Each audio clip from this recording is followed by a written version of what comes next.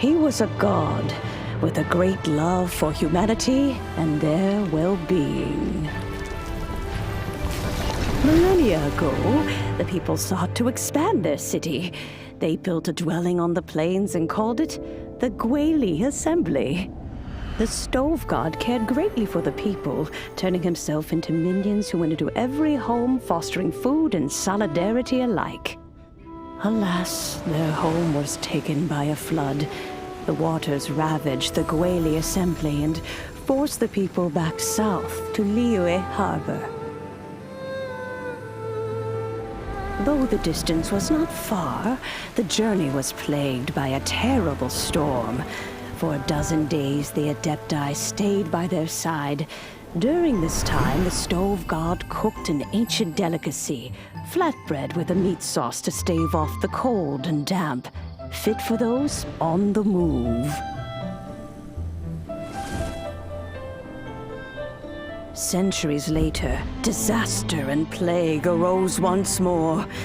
The stove god would appear no longer, for he placed all of his power into the land itself to quell the calamities. His power expended, and his wits greatly reduced. Thus his body decreased in size. By the time he parted ways with us, he wasn't even the height of a human.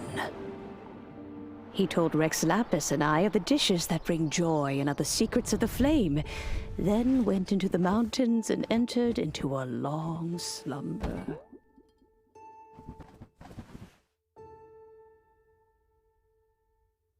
The stove god departed, and Guoba was born. When he awoke, he ate the Chiliman's cornbread buns placed on the offering table by a young lady in yellow.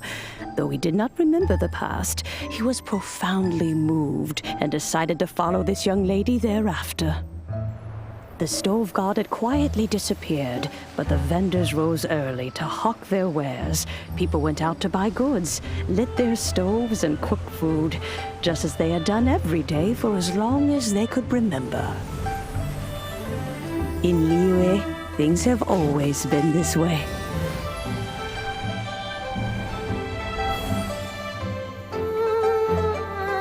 Nature provides, the mountains rejoice. We are blessed by heaven's good grace. Years have gone by. The world has transformed, but our way of life survives.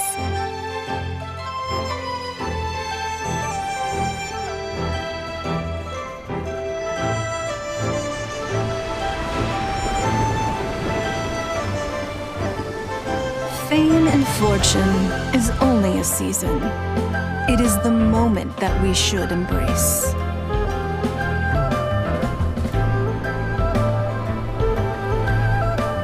Past meets present. Heritage becomes legacy. Long into the future may we thrive.